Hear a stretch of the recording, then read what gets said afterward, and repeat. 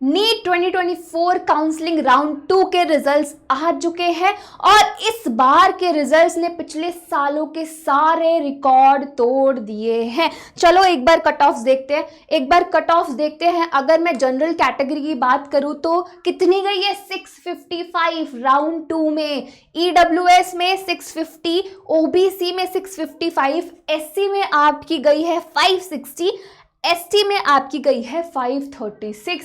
सो इतनी ज़्यादा high cut off जो नीट 2024 में गई है, अब इसकी वजह से नीट 2025 पे क्या इम्पैक्ट पड़ने वाला है?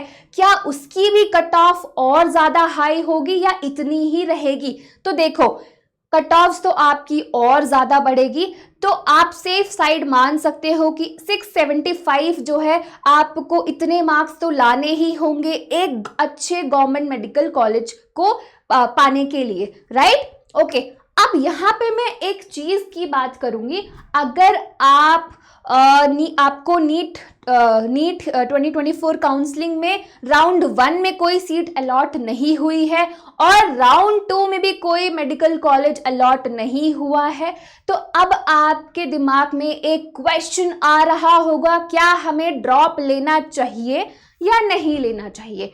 ठीक है, तो इसी का मैं आंसर अभी करूंगी। आप बिल्कुल ध्यान से सुनना और समझना, राइट? यहाँ पे मैं दो टाइप के स्टूडेंट्स की बात करूंगी। एक तो स्टूडेंट है जिसको लगता है कि मैं इतनी ज़्यादा मेहनत करके पूरे 675 अबव मार्क्स ले आऊँगा नीट 2025 में, तो आप डेफिनेटली ड्रॉप लीजिए।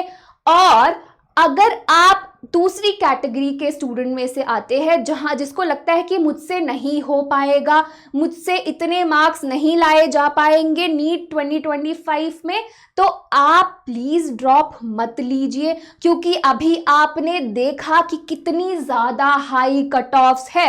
और अगर आपको अच्छा गवर्नमेंट मेडिकल कॉलेज चाहिए, तो डेफिनेटली आपको इतना तो स्कोर करना ही पड़ेगा। तो अगर आप सेकंड कैटेगरी से हो तो प्लीज़ आप ड्रॉप मत लीजिए। अब मैं पहली कैटेगरी के स्टूडेंट से बात करूंगी कि अगर आपने सोचा है कि ड्रॉप लेना है, तो क्या क्या चीज़ें आपको ध्यान रखनी पड़ेगी जो आपको हेल्प करेगा नीट 2025 में अच्छे मार्क्स लाने के लिए, राइट? तो पहली चीज़ जो बहुत ज़्यादा इम्पॉर्टेंट है, एनालाइज योर मिस्टेक्स। ठीक है, अपनी गलतियों को एनालाइज करिए। एनालाइज ही नहीं, उसके ऊपर आपको काम भी करना है। सपोज फॉर एग्जाम्पल मैं बायोलॉजी का एग्जाम्पल दूंगी। अब आपको पता है कि आपकी 90% सिलेबस जो है वो कंप्लीट था, बट आपने क्वेश्चन प्रैक्टिस ज़्यादा नहीं किया है। अभी आपको पता चल गया कि 2024 में मेरी ये गलती थी, अब आपको उस पर काम करना है और उसको अच्छे से और ज़्यादा क्वेश्चन प्रैक्टिस करनी है, ताकि आप एक अच्छा स्कोर खड़ा कर सको, राइट? तो अपनी गलतियों को एनालाइज करना है और उस पर काम करना है, राइट? ये आपका पहला है। दूसरा चीज़ जो आपको सबसे ज़्यादा इम्पॉर्टेंट है वो है फिजिक्स। अब मुझे पता है नीट के जो एस्पिरेंट्स होते हैं, नीट के जो बच्चे होते हैं, उनका सबसे बड़ा दुश्मन होता है फिजिक्स। तो मैं आपको एक चीज़ बहुत क्लियरली यहाँ पे बता देती हूँ, अगर फिजिक्स नहीं है तो आपका कोई सिलेक्शन नहीं होगा। अगर आपके बायो में पूरे मार्क्स भी आ जाते हैं, 360 आउट ऑफ 360 भी आ जाते हैं, फिर भी आपको फिजिक्स में मार्क्स लाना पड़ेगा। अगर उसमें मार्क्स नहीं आए तो आपके टोटल से 675 अबव मार्क्स नहीं बनेंगे। और जिस तरह से कट ऑफ्स बढ़ रही है उस हिसाब से तो डेफिनेटली आपको बायो, फिजिक्स हो या केमिस्ट्री हो, तीनों में ही अच्छे मार्क्स लाने पड़ेंगे। तो प्लीज़ इस सब्जेक्ट का अगर आपको डर है तो आप इस पे बहुत ज़्यादा काम करो, इसको मास्टर कर लो, इस सब्जेक्ट को बहुत सारे न्यूमेरिकल प्रैक्टिस करो। जो डर है प्लीज़ उसको हटाओ, क्योंकि मैं बहुत क्लियर शब्दों में बताती हूँ कि जो सब्जेक्ट बायो है वो तो चलो ठीक है, आप मार्क्स ले आओगे, बट फिजिक्स ही एक ऐसा सब्जेक्ट है जो आपको रैंक दिलवाएगा, राइट? आपको रैंक दिलवाने वाला यही सब्जेक्ट है। तो प्लीज़ इसको बहुत अच्छे से, इसका पूरा डर जो है वो ख़त्म कर दो। ये आपकी दूसरी चीज़ है। तीसरी चीज अगर मैं बात करूं, तीसरी चीज आपकी है कंसिस्टेंसी।